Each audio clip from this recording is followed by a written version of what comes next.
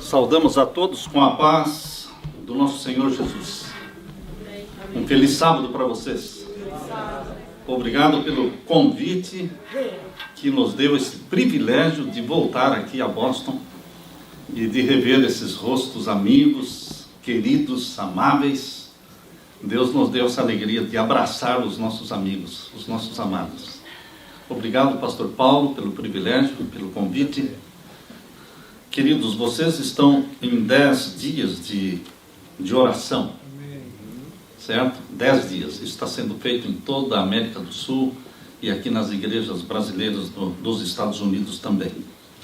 Nós queremos focar com vocês hoje alguns temas os últimos temas ali desta revista dos 10 dias. Antes de nós começarmos, vamos orar mais uma vez. Pai eterno, humildemente na Tua presença, nós queremos implorar que o Teu Santo Espírito seja derramado neste momento. Amém. Que o Espírito Santo se aposse da minha mente e da mente dos meus irmãos. Amém. Que o Espírito Santo venha abrir a nossa mente para compreender o objetivo desta missão, deste movimento mundial que o Senhor plantou aqui na Terra. Um movimento profético. Um movimento que nasceu dentro do calendário de Deus. Obrigado pelo privilégio de fazermos parte deste movimento mundial. Derrama sobre nós o Teu Santo Espírito para cumprirmos com o Teu plano, com a Tua missão. E que o nosso amor e a nossa obsessão pelo céu cresça cada dia mais. Amém. Que a breve volta, a bendita esperança, seja tudo na nossa vida. Amém. Em nome de Jesus pedimos esta bênção e agradecemos. Amém, Senhor. Amém. O tema para este final de semana: o céu a qualquer preço. O que é que você está disposto a fazer pelo céu? O que é que você está disposto a não fazer pelo céu? Se Jesus pedir para você não fazer algo, você está disposto a não fazer por amor ao céu? Se Ele pedir para que você faça alguma coisa, você está disposto a pagar o preço? Porque um preço existe. O preço da nossa salvação custou muito alto. Custou o sangue do nosso Senhor Jesus. Mas Ele também disse: aquele que quiser vir após mim, negue-se a si mesmo. Tome a sua cruz e siga-me. Existe um preço. O negar-se a si mesmo. O aprender a dizer não para mim mesmo. Não é fazer o que eu tenho vontade, não é fazer o que eu gosto, é fazer a vontade do meu Jesus. O meu sonho tem que ser o céu. A qualquer preço. Em tudo que você for fazer, o sonho tem que ser o céu. É o sonho espiritual. Deus plantou no planeta Terra, no tempo certo, dentro do calendário profético de Deus, Deus plantou aqui um movimento profético. Foi exatamente no ano de 1844. A Bíblia, em Apocalipse 10, revela que Deus já sabia de tudo o que iria acontecer no dia 22 de outubro de 1844. Aquilo não foi surpresa para Deus. Deus sabia que existia algum engano, alguma coisa que não estava bem entendida na profecia das 2.300 tardes e manhãs, de Daniel capítulo 8, verso 14. Deus sabia que toda aquela contagem de tempo, toda aquela matemática feita por Guilherme Miller, tudo estava correto.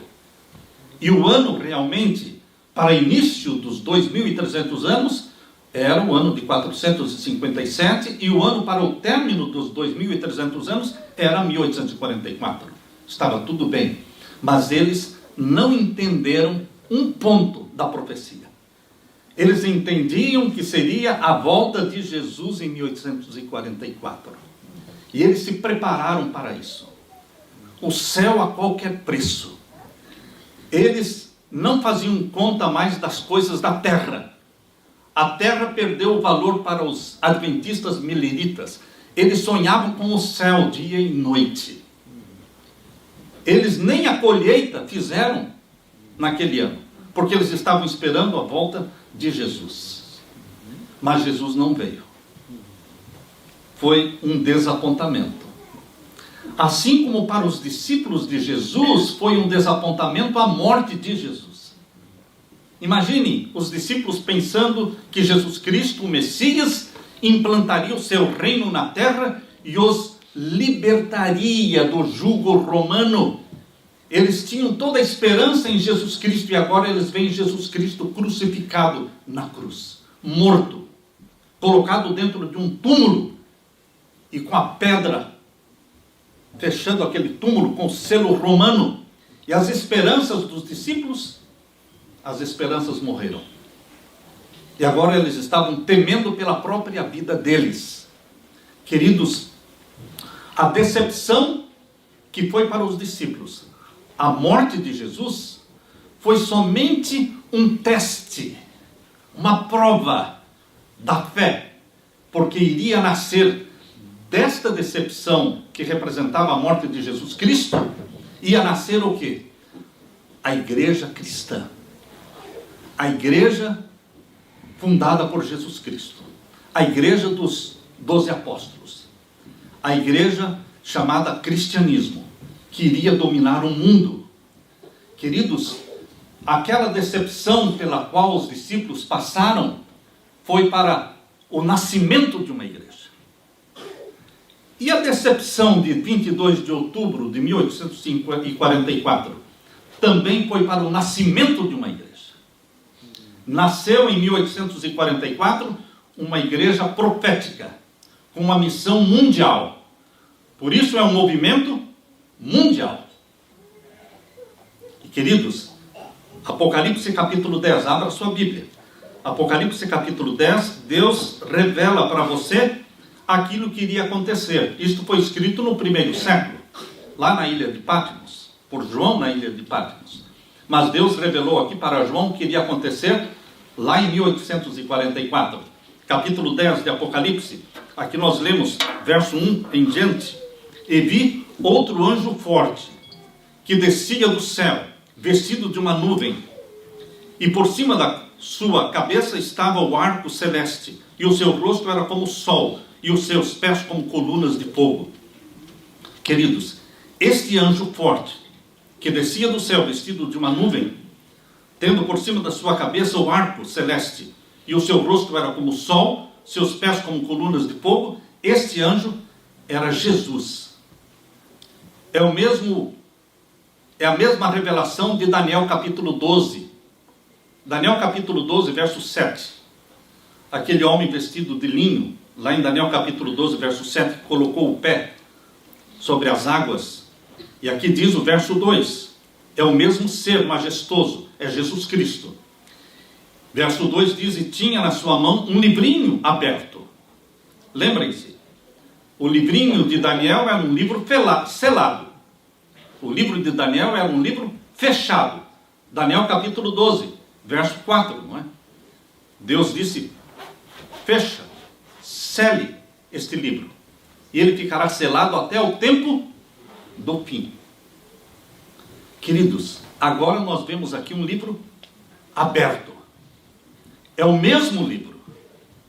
É o mesmo livro que foi selado para Daniel, mas agora está aberto no Apocalipse. Por quê? Apocalipse não significa livro selado.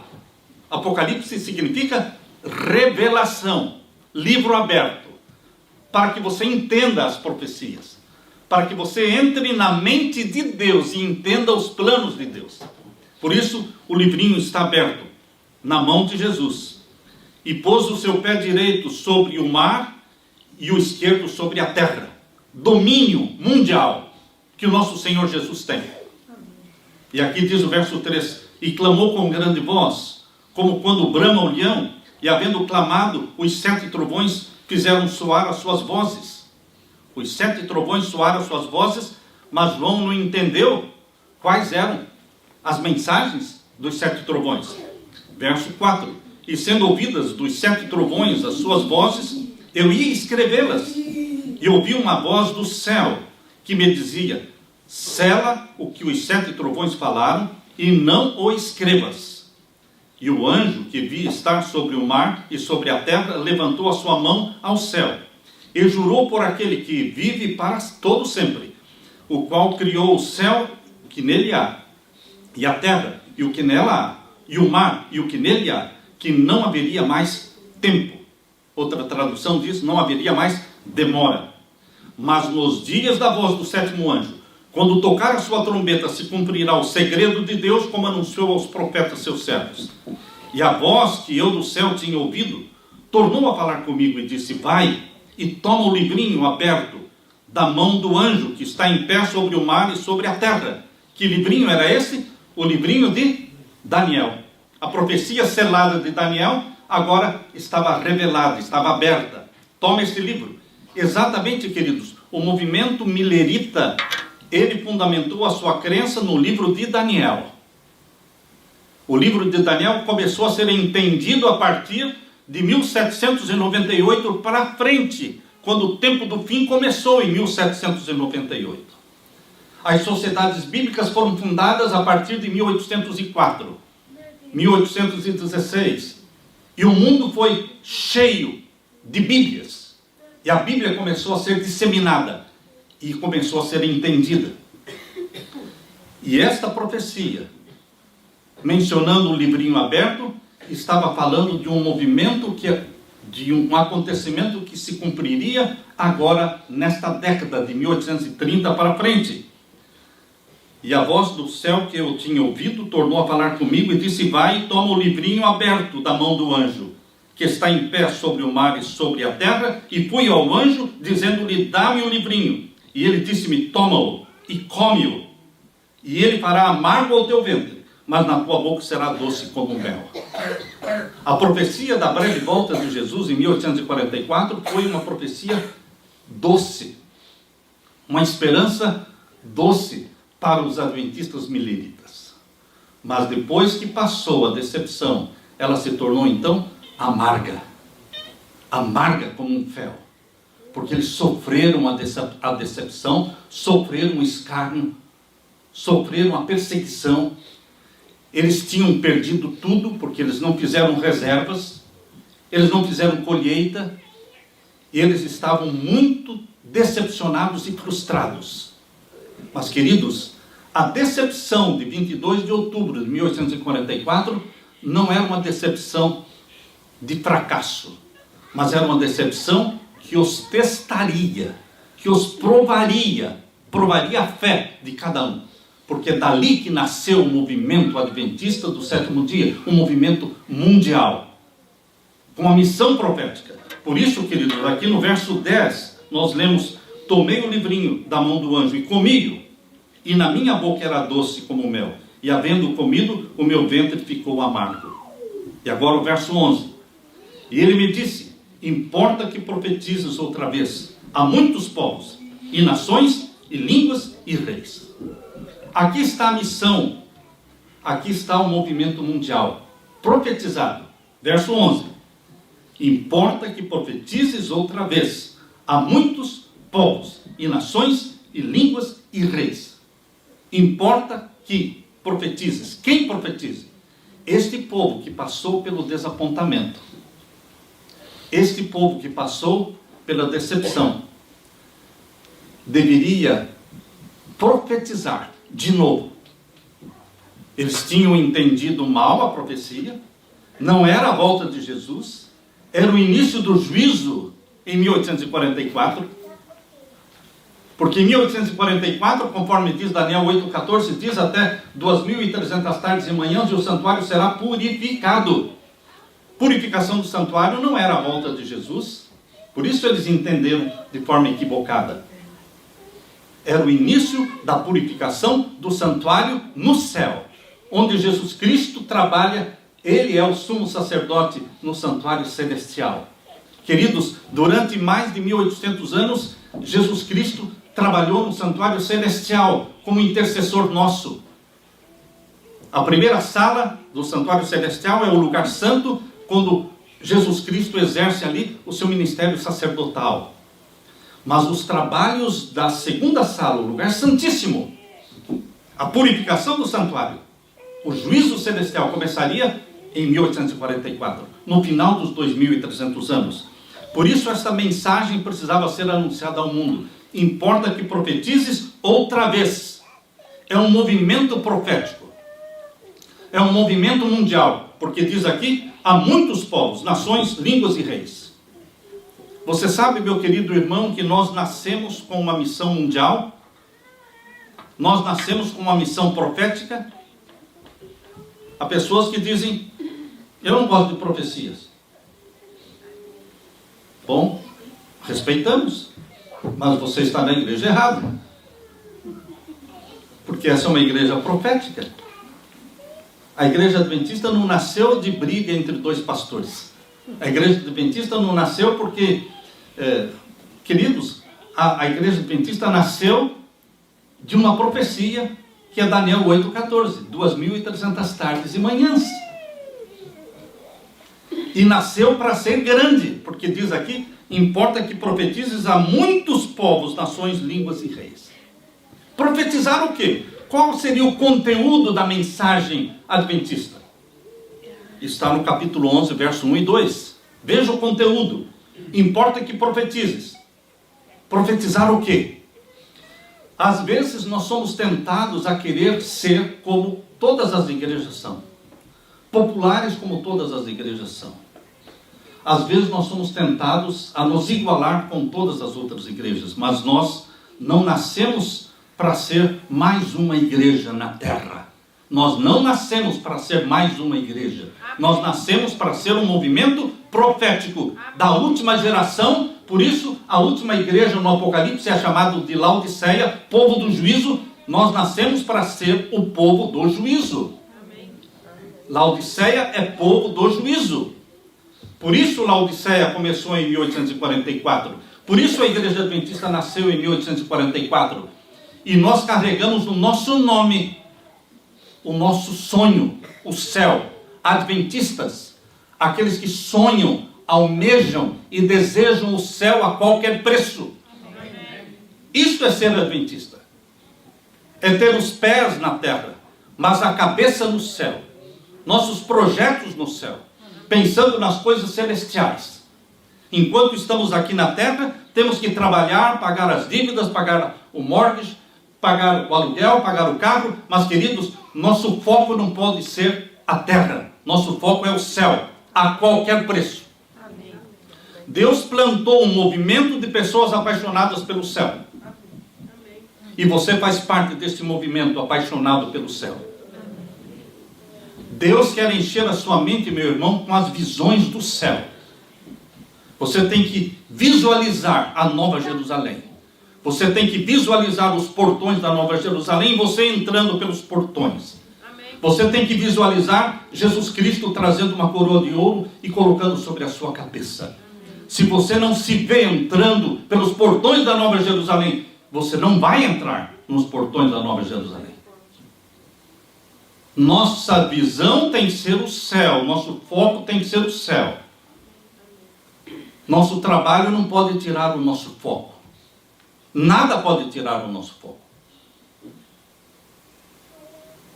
Queridos, por isso, Deus colocou no nosso coração o tema para esse final de semana: o céu a qualquer preço. O que é que você pode fazer? O que você está disposto a fazer pelo céu? Eu faço qualquer coisa. Amém. E onde Deus mandar, a Leila e eu iremos. Amém. O que Ele manda fazer, fazemos. E o que Ele nos convence que não devemos fazer, não fazemos.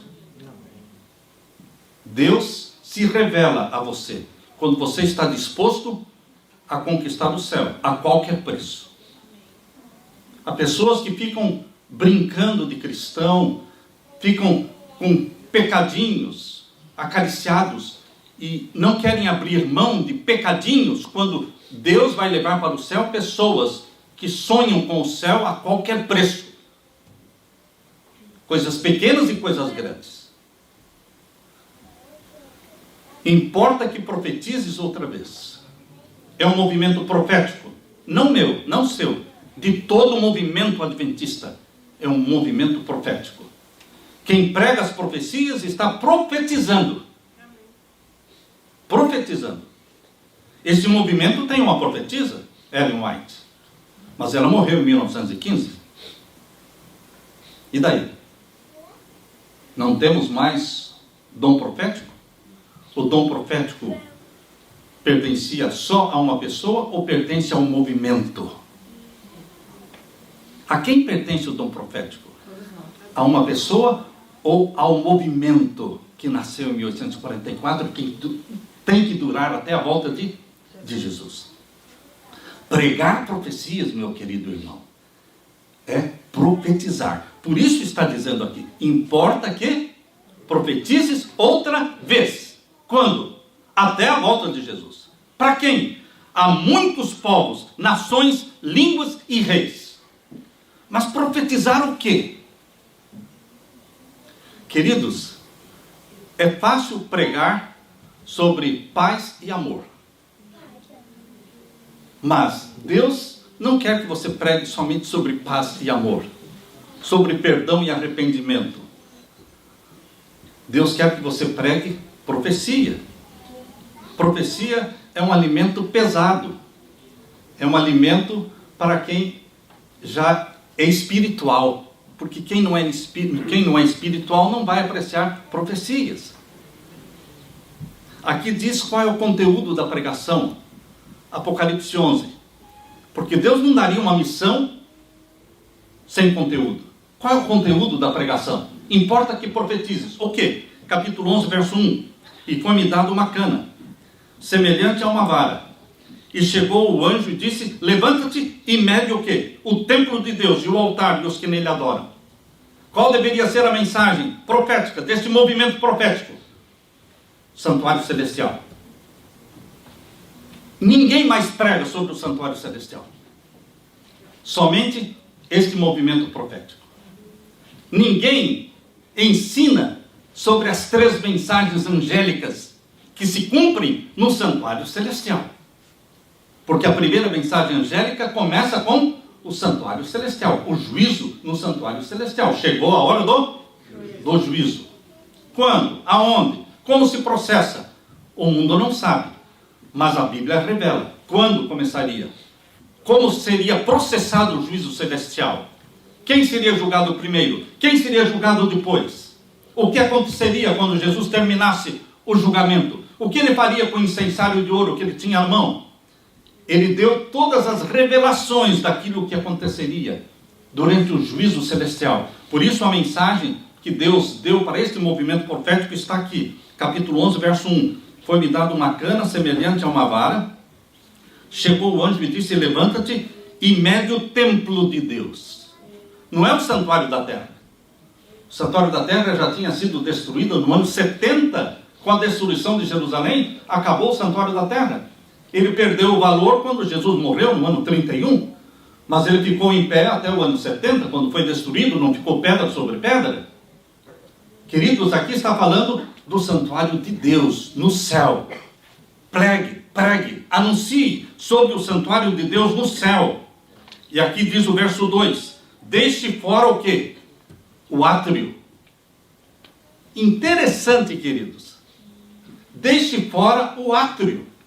Por que Deus disse para João que a mensagem dos adventistas deveria deixe fora o átrio?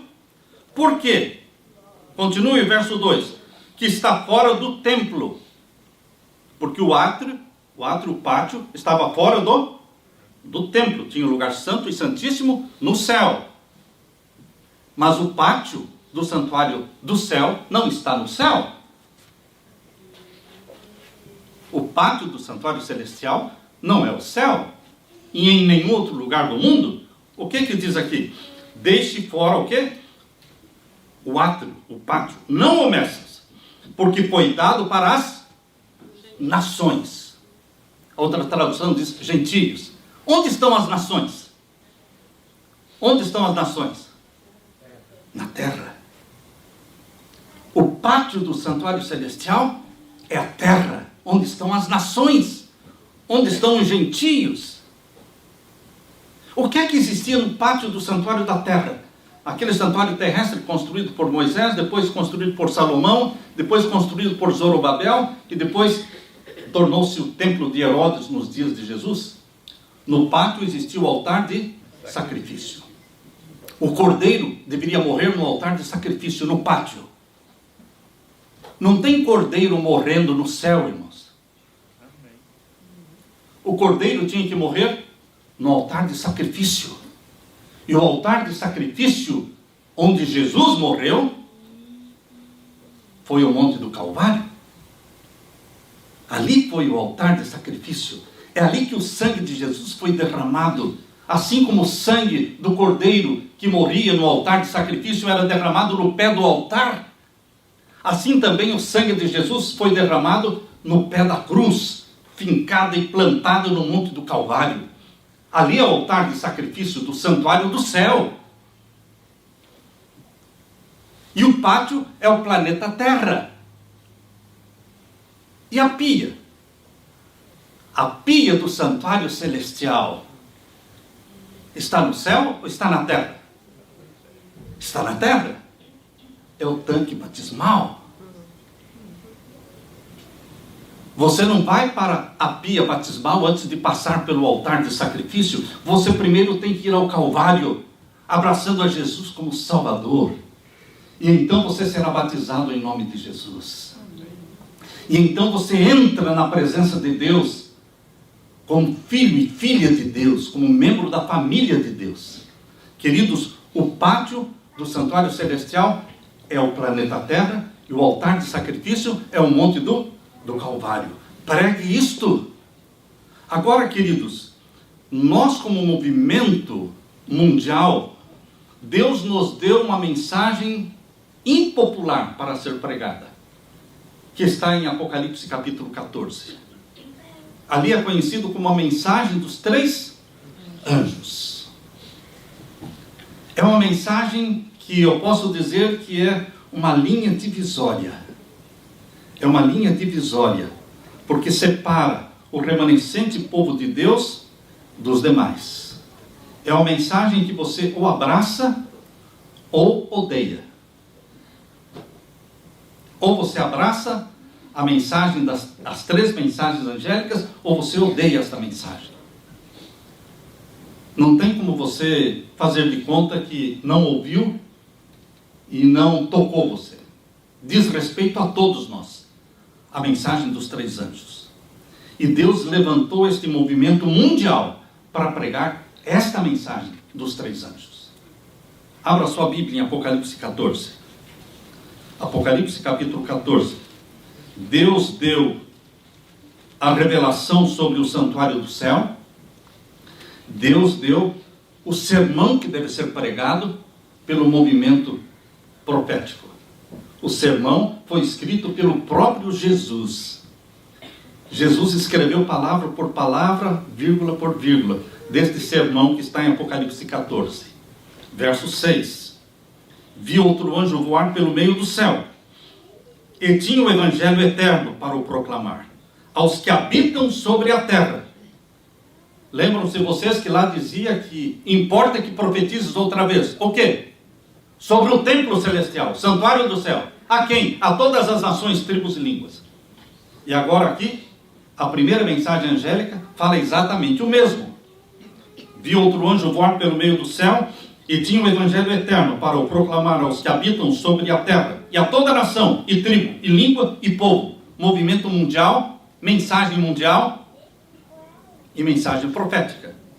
E o verso 7, dizendo com grande voz: temei a Deus e dai-lhe glória, porque vinda é a hora do seu juízo. Existe um juízo celestial. E nesse juízo celestial, o juiz é Jesus. O Pai a ninguém julga. O Pai não julga ninguém. João 5:22. Abra sua Bíblia. No Evangelho de João, capítulo 5 e o verso 22. Evangelho de João, capítulo 5 e o verso 22. Aqui nós lemos: e também o Pai, a ninguém julga, mas deu ao Filho todo o juízo. É o Pai que está sentado no trono. É o Pai que segura o livro selado com 7 selos, mas o Pai não pode abrir o livro selado com 7 selos. Só tem um que pode abrir. E é o leão da tribo de Judá. É só ele. Mas por que o Pai está sentado no trono? Porque ele é o juiz. Mas por que ele não pode julgar? Porque ele faz parte do julgamento. Jesus Cristo é o juiz do santuário celestial, do juízo celestial, para defender o Pai das acusações feitas por Satanás. Jesus Cristo usa a vida dele perfeita e perfeita obediência para defender o Pai contra as acusações de Satanás.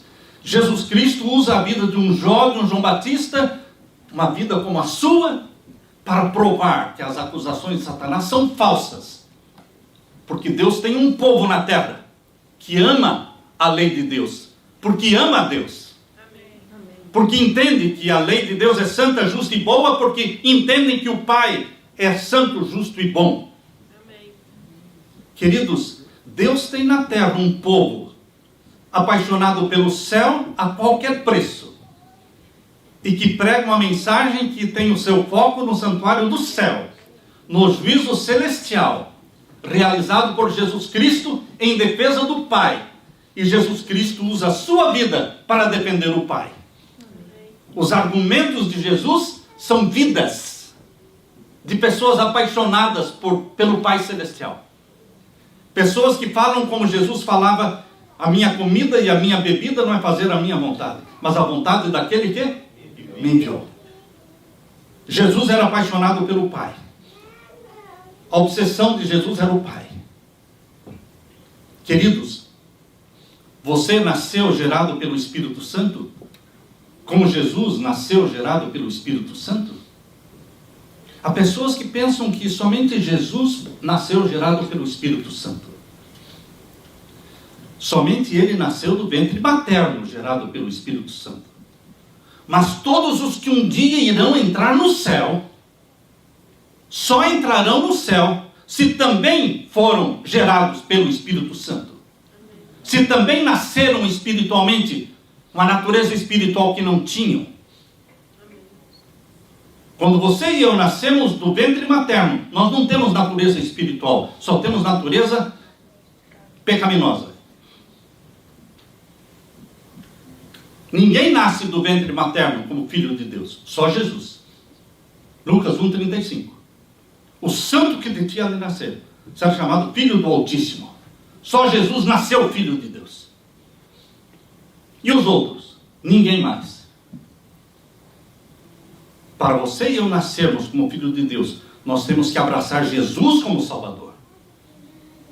Temos que ser levados à água e nascer da água e do Espírito. Nascer da água e do Espírito. E então você nasce espiritualmente. O seu nome entra para o livro da vida e você nasce como filho e filha de Deus. E você é chamado para ser santo do Altíssimo. O povo dos santos do Altíssimo. O remanescente fiel. E queridos, Jesus Cristo quer que você viva uma vida semelhante à vida que ele viveu na terra. Ele é um modelo que se põe na sua frente para ser copiado, para ser assimilado e para ser reproduzido. Para que as pessoas vejam em você Jesus. Amém. Sede santos, porque eu sou santo. Santidade. Quem sonha com o céu, quem quer o céu a qualquer preço, também quer a santidade a qualquer preço. Porque Deus é santo, nós precisamos ser santos. Essa desculpa esfarrapada de que eu peco porque eu sou pecador. Você peca porque é pecador, como se não tivesse jeito de não pecar. É? Quer dizer que porque você é pecador, você vai ter que continuar pecando sempre. Vai mesmo, porque você pensa assim. Você pensa assim. Você não entendeu ou não querem entender que pecado é uma decisão pessoal sua. Você decide pecar ou não. Pecar é uma decisão voluntária que cada pessoa toma. Ah, mas eu tenho natureza pecaminosa. Sim, todos nós temos. Mas ninguém vai se perder porque tem uma natureza pecaminosa. As pessoas vão se perder porque decidiram pecar. Porque Jó tinha uma natureza pecaminosa, João Batista tinha natureza pecaminosa, Elias tinha natureza pecaminosa, Daniel natureza pecaminosa, Enoque tinha uma natureza pecaminosa, mas eles tinham também uma natureza o quê? Santa. Eles também tinham uma natureza santa. E eles não viviam de acordo com as paixões da natureza pecaminosa. Eles viviam de acordo com as paixões, com as obsessões celestiais da natureza santa. O céu a qualquer preço. Por isso Deus levou Enoque. Por isso Deus levou Elias. Por isso Deus levou Moisés. Por isso Deus levou aquela multidão que ressuscitou com Jesus. Quando Jesus ressuscitou, não ressuscitou sozinho. Mateus 27, 51 a 53, diz que uma multidão ressuscitou com ele, como primícias dos mortos, e essa multidão já foi para o céu, porque foi uma multidão que tinha sim natureza pecaminosa, mas também tinha natureza santa, e que viviam de acordo com a natureza santa. A natureza pecaminosa tem que ser suplantada, subjugada, tem que ser morta à míngua. Eu e você não podemos ficar alimentando a nossa natureza pecaminosa com filmes, com músicas, com novelas, com coisas que não nos levam para o céu. Queridos, nós temos que alimentar a natureza que queremos que seja forte, que prevaleça. Por isso o apóstolo Paulo fala no capítulo 7 de Romanos da guerra que existe entre a natureza carnal e a espiritual. Se você alimenta as duas, a guerra é muito forte, a briga é muito grande, a angústia é muito grande. Mas se você alimenta a espiritual e mata a míngua a outra, não existe guerra, não existe angústia, porque só prevalece a natureza santa. Agora, quando você alimenta as duas, diariamente, semanalmente, as duas estão competindo, porque as duas têm força. Você tem que decidir que natureza você vai alimentar. A natureza santa de Jesus, gerada em você pelo Espírito Santo, ou a natureza carnal, com a qual você já nasceu? E é o trunfo de Satanás na sua vida, é a natureza pecaminosa. Quando você está estudando a Bíblia, quando você está ajoelhado orando, quando você está confessando os seus pecados, você está alimentando a natureza santa, espiritual. Queridos, estes 10 dias de oração foram 10 dias de alimento à natureza santa e espiritual, para que você queira e sonhe com o céu a qualquer preço. Deus tem um movimento profético, movimento mundial, e Deus tem uma mensagem para esse movimento pregar, as 3 mensagens angélicas. Chegou a hora do juízo. Adorai aquele que fez o céu, a terra, o mar e as fontes das águas. Deus quer que você levante bem alto a bandeira de que Jesus Cristo está voltando. Amém. O juízo celestial vai acabar. O juízo celestial não vai continuar por muito tempo, porque a porta da graça vai se fechar. E meu querido irmão, hoje nós estamos vivendo em tempo de graça. Tempo de graça. Deus me enviou aqui para falar para você que é tempo de parar de pecar voluntariamente. Mas e se eu pecar sem querer? Não tem problema nenhum. E se eu pecar por ignorância? Não tem problema nenhum. O problema não é o pecado sem querer. Porque quando você peca sem querer, você já pede o quê? Perdão. A pessoa não perde o céu porque pecou. a pessoa perde o céu porque não confessa. Mas quem peca sem querer, não planejou, ele corre aos pés de Jesus e pede perdão. Está salvo. Quem peca por ignorância, Deus não imputa, Deus não cobra, Deus não te recrimina por aquilo, porque você era ignorante. E Deus não leva em tempo, o quê? O tempo da ignorância. Mas, o que falar dos pecados familiares, conscientes, planejados, voluntários? Que você ou eu pecamos porque queremos. Eu sei, pastor. Já me falaram isso, eu sei. Mas ainda não vou parar. Vai continuar. Pecado voluntário, consciente. Isto é pecado de mão levantada. Isso te exclui do céu. Se você morrer desse pecado, você está perdido. Não precisa ser dois. Basta um pecado não confessado, me tira do céu. Basta um pecado não confessado. Mas, queridos, Jesus Cristo perdoa quando o pecado é confessado. Mesmo que tenha sido voluntário. Mesmo que tenha sido voluntário. Mesmo que tenha sido planejado. Mesmo que você marcou a hora e o motel e tal, e fez todo aquele planejamento de pecado. Deus perdoa, se você pedir perdão.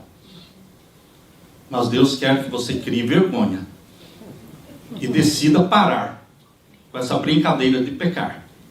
Porque é possível.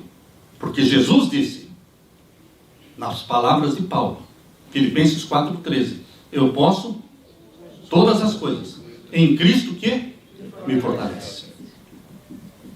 Jesus não aprecia quando você usa uma linguagem de fracassado. Eu não consigo, eu não posso, eu não estou vencendo. Jesus já sabe que você não pode vencer mesmo.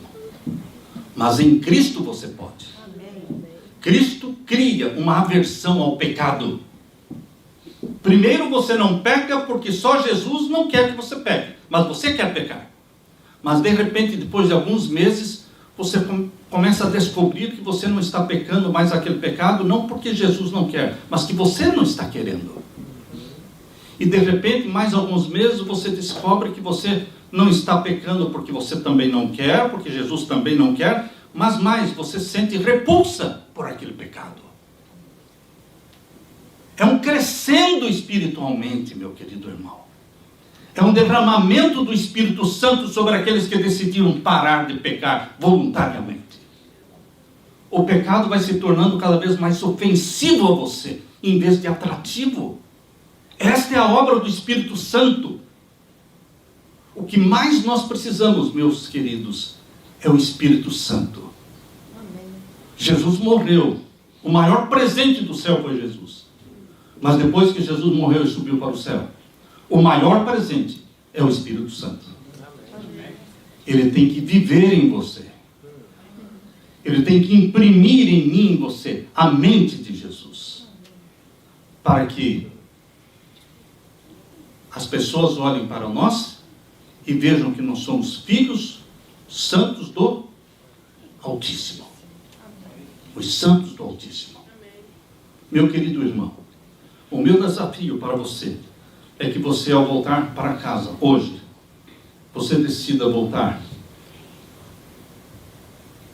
com Jesus Cristo, decidido a não continuar pecando voluntariamente. Mas o que eu devo fazer? Orar. E o que mais? Orar. E ler a Bíblia. Jejuar. Jejuar. Confessar a Deus. Fala, Senhor, eu não tenho forças. Nunca tive forças. Mas o Senhor tem força. O Senhor tem poder. Eu não consigo vencer Satanás. Mas o Senhor já o venceu várias vezes. O Senhor é o vitorioso. Dá-me a tua vitória. Dá-me a tua vitória. Aquele que for tocado pelo Espírito Santo e quiser orar comigo nesse momento, pedindo a vitória de Jesus, para se apropriar da vitória de Jesus, para que saiamos daqui com mente vitoriosa e não fracassada, eu convido que se levante nesse momento para que possamos orar. para que nos apropriemos da vitória de Jesus.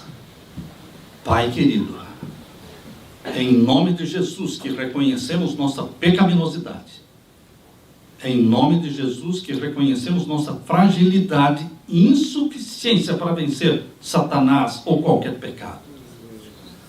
Mas é em nome de Jesus que reconhecemos Jesus Cristo como o grande vitorioso.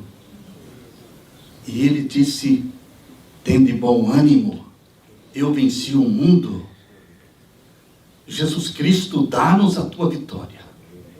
Derrama sobre nós o teu poder, o Santo Espírito, para que viva na mente de cada um que está levantado, dizendo: eu quero, Senhor, o céu a qualquer preço. Eu quero me desiludir com a terra. Eu quero me apaixonar com as visões do céu.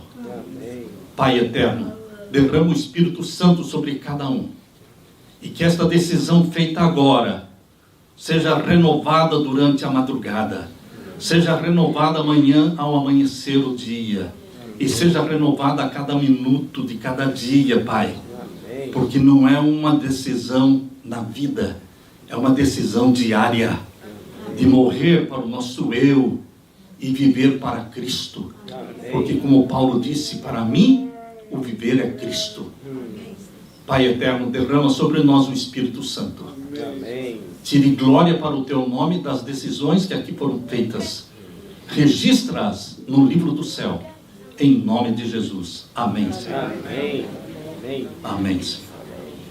Que a paz de Jesus esteja com vocês.